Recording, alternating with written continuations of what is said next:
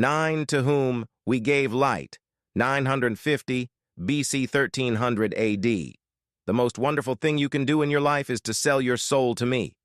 I own everything. I own people's souls and I own their minds and hearts. I open all doors to you, all of them, without exception. Where do you want to go? Money, power, or prestige? Shara, I give without counting a real and quick gift that you can touch with your hand. I am the one who was created when time was created and will go until time ends. They hide my name from you. They make you think that I am bad. They want to keep the whole cake for themselves, but I will give you your own cake. Say it with me and do not fear anything. Baphomet. My great name is Baphomet. You must want to see that I am not yet qualified for this matter, except because of a deficiency in you, my dear, and your feeling is lacking, but because your sensitive heart may crumble from the greatness of what it sees. But I will show you an example for me, an example that is subject to the laws of your world, which I have never seen a world as great as it is. Come with me, my dear. Come and do not be afraid. Come to me. This church, extend your hand and open its door and do not tremble. I am waiting for you. Push the door hard and enter with any feet you want. Forget the naked men who mate with each other here and there. Forget the blood on their lips and skins. Forget all of this, and come forward to that big table over there. Did you see me now? I am there in the middle. Here is Baphomet. I will tell you everything. You have the right to know everything. Come with me to Jerusalem. It is not Jerusalem today, but Jerusalem more than a year ago. Jerusalem is no longer Jerusalem, but has become red rivers. The blood that used to flow in it reached the horses' ankles. The blood of the Muslims, the blood of their knights and their children, and their wives and sheikhs. Muslims are evil, as I will explain to you later, but this is not our discussion now. We will not talk about those red rivers that ran through the streets of Jerusalem, as if they added a new river to the map of the world, a red river that made anyone looking at it think that it had only been wounded and bloodied. We will not talk about those women, which the Knights of the Cross were raping with hands that had not yet dried of their blood, nor about those little children whose small heads were crushed under the horses' hooves, nor about those pots in which the Knights of the Cross boiled and threw men, women, and children into. I will not tell you about all of that, but rather I will talk about Jerusalem after the drying up. That blood from the lands to harvest its Muslim inhabitants occupied Jerusalem. And I call it occupied because after that incident, the Crusaders occupied it for the first time from the Muslims. In my opinion, it is not a right for either of them, but rather it is a right for us, who we are. This is what I am coming to talk about. Our conversation will be about me. In the beginning, I was an antiques seller. An old Arab in Jerusalem. Do not denounce this now and ask me about what I saw on the table in that church that I brought you into previously. This is a premature question. An old woman, most of my teeth had fallen out, and in my beard there were 7 bent hairs, and here I am sitting half naked in one of Jerusalem's famous baths, Aladdin's bath, and the word bath is in that era. It meant that huge, luxurious Islamic building with 3 halls, i.e. houses, which people used to bathe. I was in the heating house, and the steam was heating up my old body. My eyes did not lose sight of that muscular young man sitting next to me absent-mindedly. I had been anticipating for days, and now the opportunity has come to speak. On a silver platter, the name of this young man is the name with which everything began. His name is Hugh Bion, a Knight of the Cross with Jewish origins, and I want you to remember his Jewish origins well. Hugh Bion? Did your wife Catherine know about the heinous things you did to Arab women? Hugh turned to me as if he was bitten by a snake, and he said, What are you saying? Who are you, and how did you know my wife's name?" I said to him in a voice as loud as the snake that bitten Catherine Clare, "I taught your wife everything she did, every girl who raped her body before you tore it apart with your sword. I knew that you were sick, Bayan, and it seems that I hear her now telling your story. To his entire conservative tribe, Hugh said with unshakable eyes, "What is it? Rather, how can you say who is who? Who are you?" I looked into his wide-eyed eyes and said, "I am your filthy lamb, Bayan. I am your black face that you hide behind the mask of chivalry and religiosity." The latent knight awoke. He grabbed my neck violently and said, "Who are you?" "You despicable Arab, how dare you utter such filthy words, and how do you know all this nonsense?" Cluse paused in his relaxation, and Aladdin's bath attendant straightened up to look at the knight Hugh Bune, who was at his most insane, screaming, grabbing, and threatening the marble column next to which he was sitting. Mio paid attention to him for a moment, then looked again. He went to him to find a void adorned with a marble column with beautiful Islamic inscriptions. Hugh began to look around like a madman, searching for me. Then he looked at the people's amazement and said, But he was here, that senile old man. Haven't any of you seen it?" Curious spectators in the courtyard of the Dome of the Rock on the Holy Mosque, then they headed in a huge procession to the neighboring Valley of the Lions, to meet there a huge procession of clerics and heads of monasteries, one of whom carried the Holy Cross. The procession gathered and returned to the square of the Dome of the Rock. Hugh Bune was in the middle of all this, and it seemed that he was bathing. That day, in Aladdin's bath for this holiday, the clergy, led by the Holy Cross, were circumambulating around the square. This is a symbol of the flood of the Holy Cross around the Temple of Solomon. I was there, standing with the curious spectators, and I calmly looked at Hugh and said music to him. These fools do not know that they are circumambulating, and beneath their feet is a treasure that belongs to him, the king of the entire world, and whoever loses it loses the entire world. He looked at Hugh with astonishment. Then his astonishment turned into anger and said, "Listen.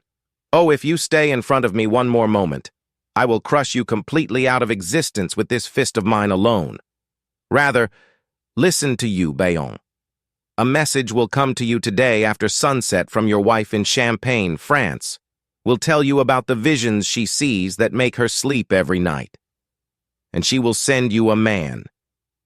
And if what I tell you does not happen, come to my shop in the market and kill me.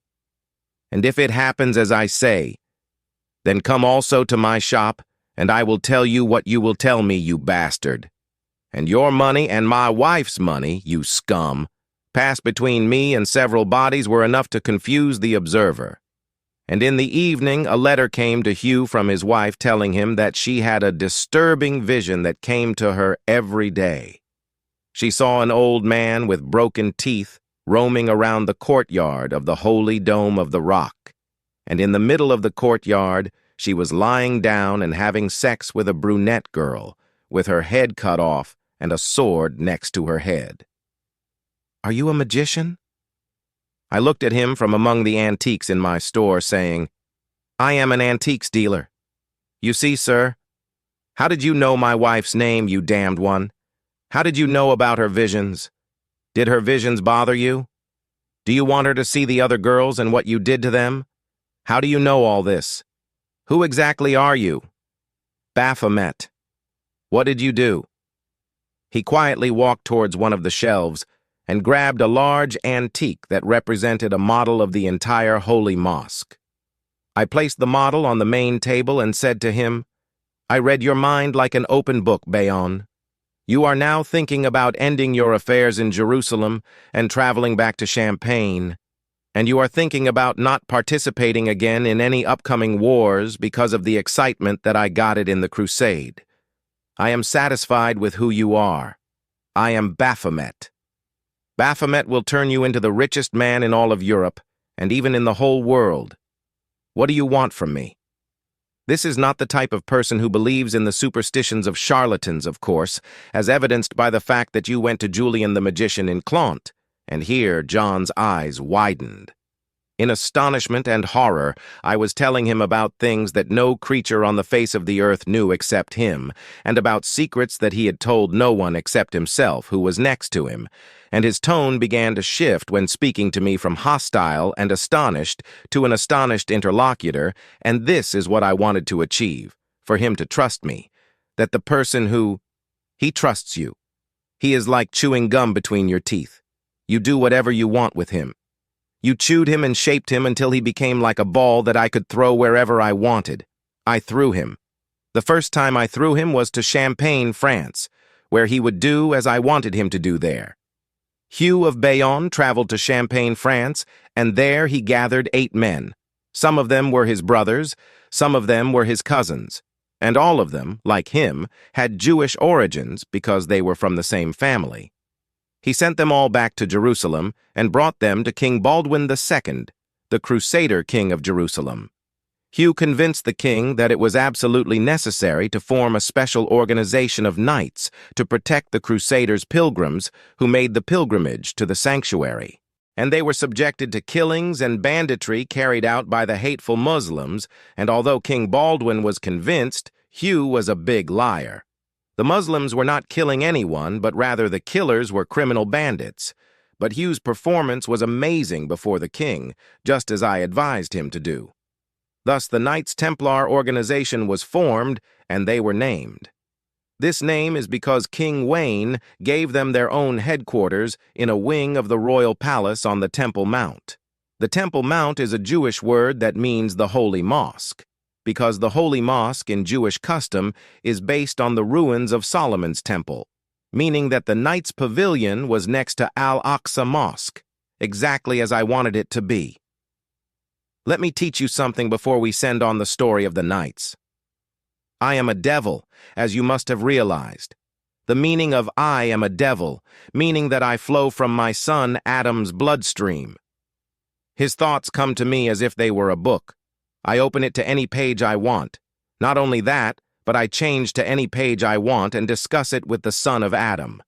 Until you possess him, it was very easy for Hugh to be convinced by my words, and very easy for King Baldwin to be convinced by his words, and very easy for 8 men to be convinced by strange words that he spoke to them.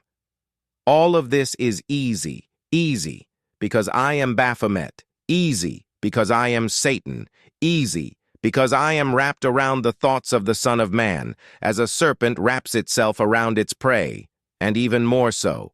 More than that, my friend, more than that, history has not recorded a single case in which the Knights Templar protected any pilgrim or even any human being.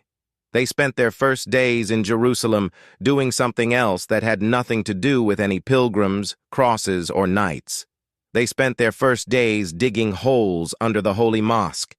You, old man, why don't you come closer and take a look at the holes yourself when you stand at the edge of the square like this?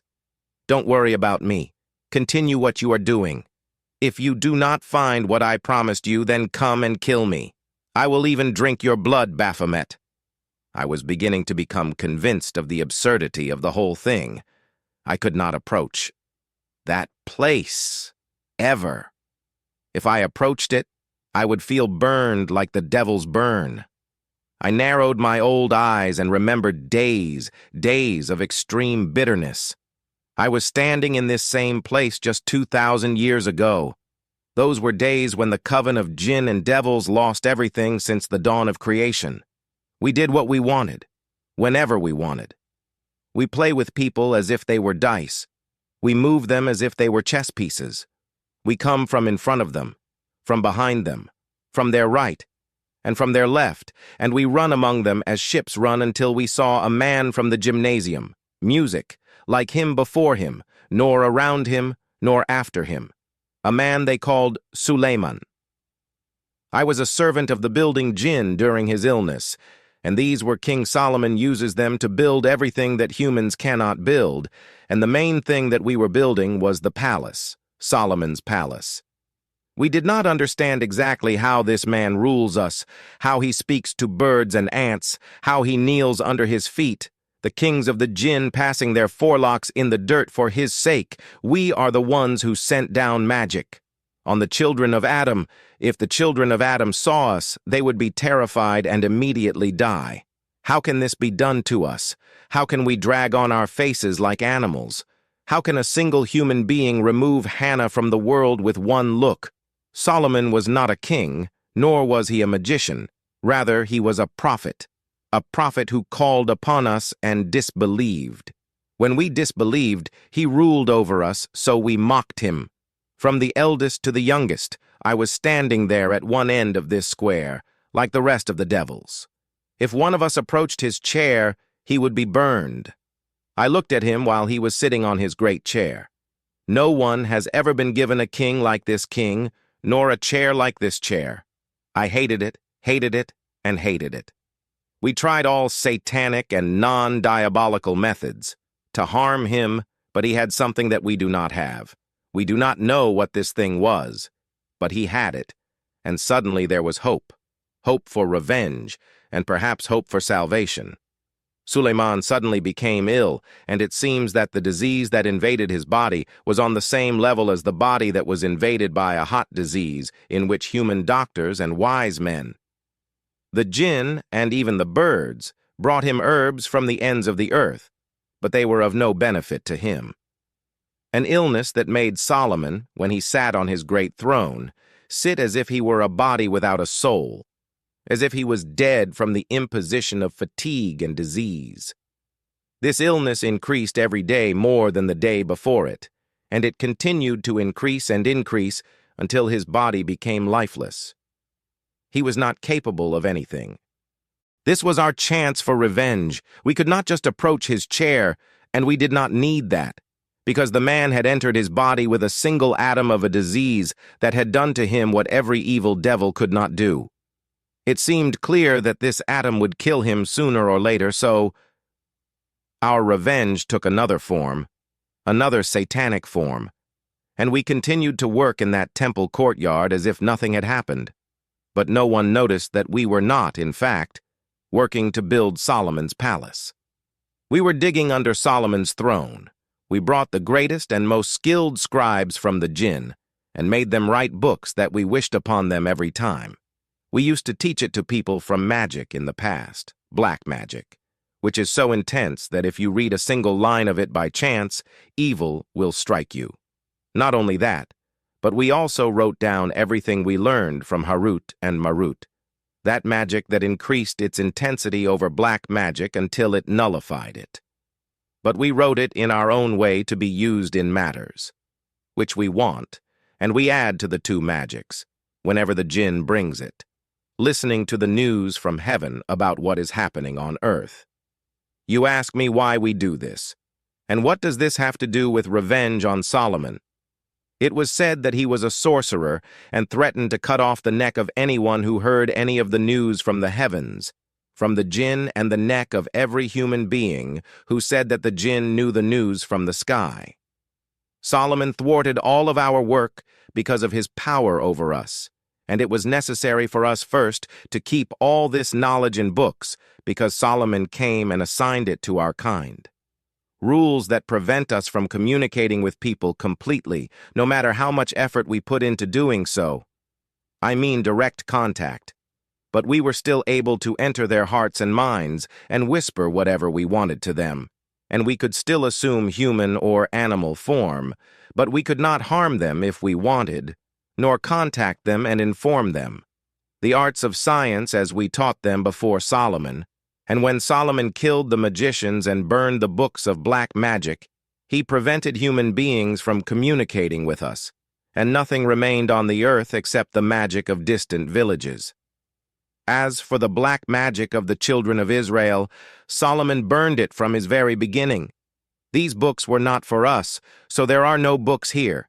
In their world, these books were for the sake of humanity, so that the connection between them and us would continue and live. As for Solomon, after his illness killed him and Sanusi died, the most evil people would have taken out these books. It is important that these are the books of Solomon, and how he was a cursed sorcerer and will continue to curse him until the day of judgment. This is how we will have preserved our knowledge. and take revenge on those who burned it and insulted our race. We kept digging and digging as if we were working on our own construction work. Solomon did not notice what we were doing until we dug to a very deep depth, a distance beneath a chair. We would not be burned if we entered it. Our plan passed in complete peace. Our satanic hearts were beating with fear. Like Solomon, his side would never be secure, and we built a building beneath. The chair, and we put all the books in it. Then we filled what we had dug in the dirt until it was completely destroyed, and our story passed peacefully. It passed peacefully after a full month of uninterrupted satanic work. Solomon's illness continued for 40 days until he recovered from it. Suddenly, he returned from his illness stronger, more powerful, and greater than he had been before. Solomon became king. He commanded the wind as he wished. He became able to harness the diving jinn, who used to extract for him pearls and precious stones from the bottom of the sea to decorate with them what we, the jinn, built. And he became capable of another type of jinn. Other jinn were chained like beasts with great chains, imposing their tyranny, jinn like the great Lucifer, who was chained. It is the only time I have seen our bones humiliated in this way. We did not understand anything. We truly did not understand anything. The period of Solomon's rule over us was difficult and bitter until it ended with his death, which we discovered by chance, and he was freed from our slavery. We kept waiting for the appropriate group that could bring out these books and use them exactly as we wanted. A group that we waited for a very long time until it appeared in history. Suddenly, a Jewish group carrying in its hidden places all the seeds of evil that we were looking for.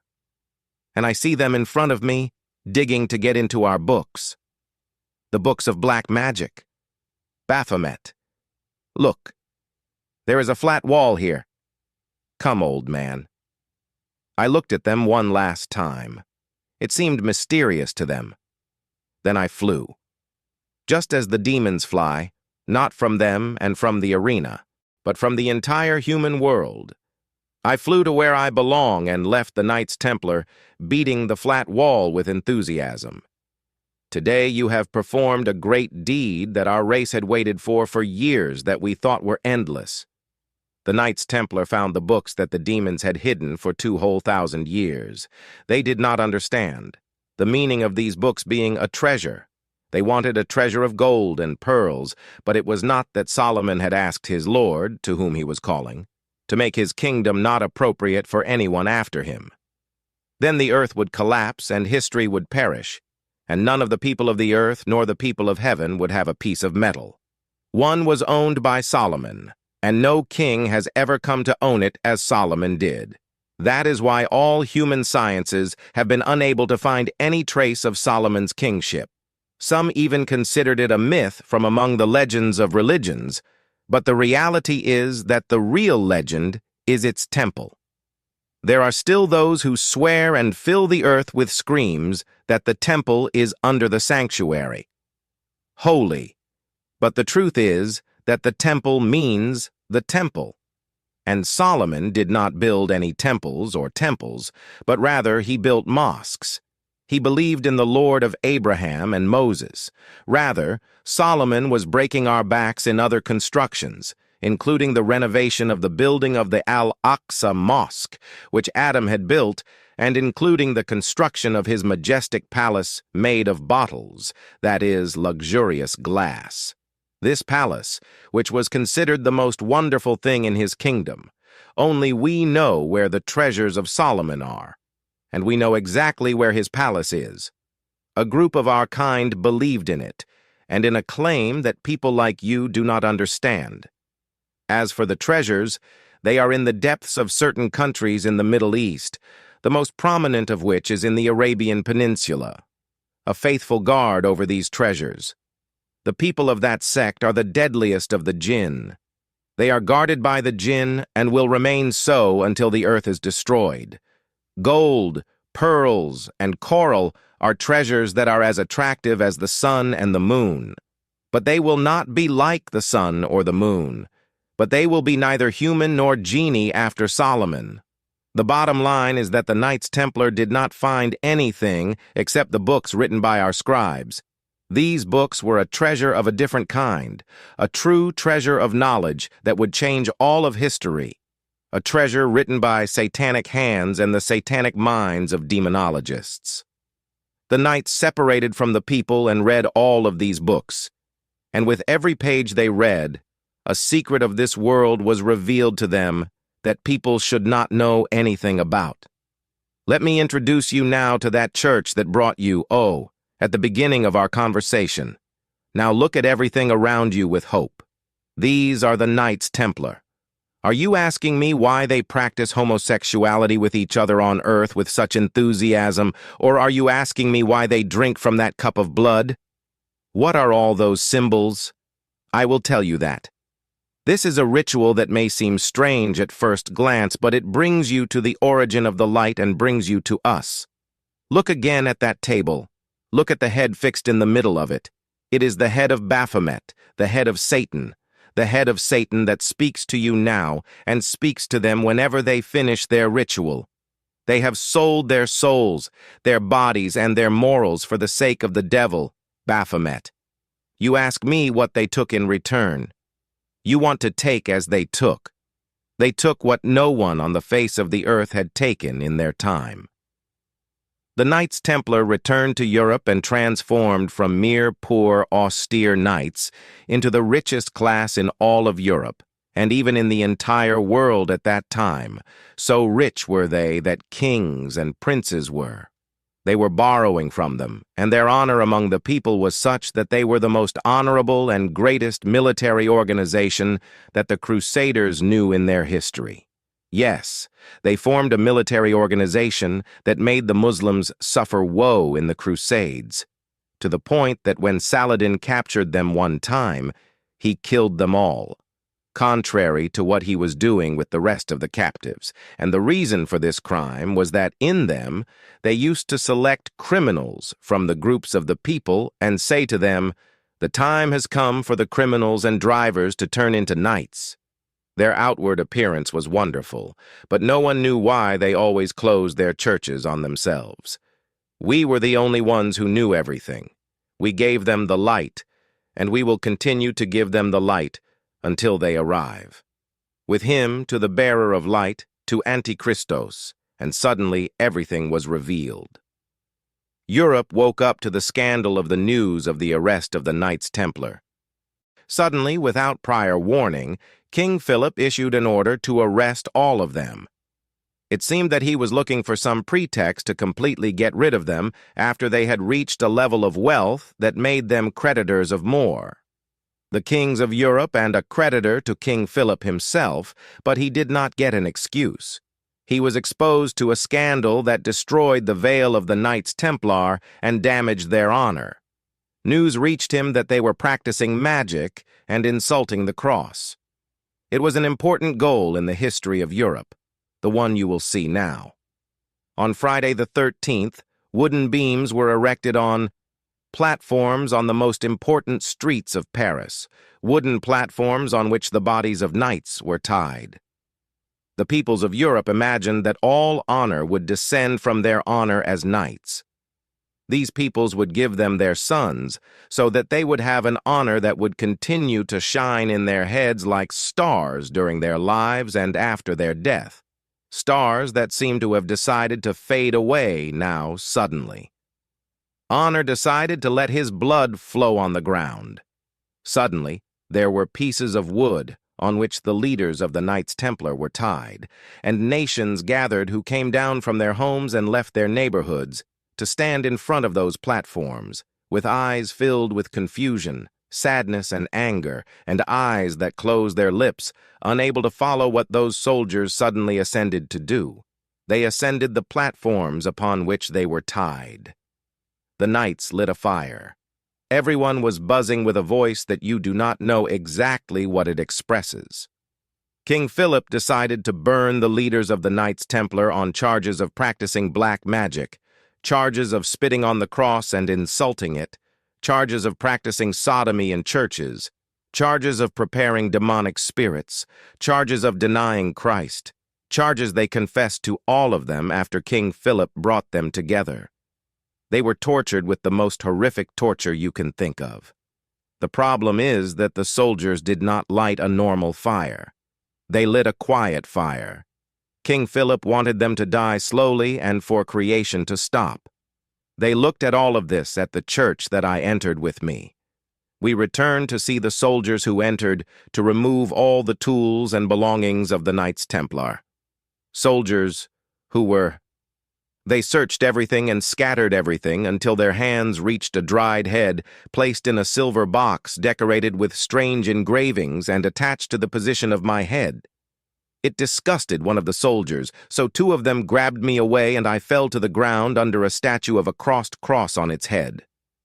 Look carefully into my eyes, and do not worry.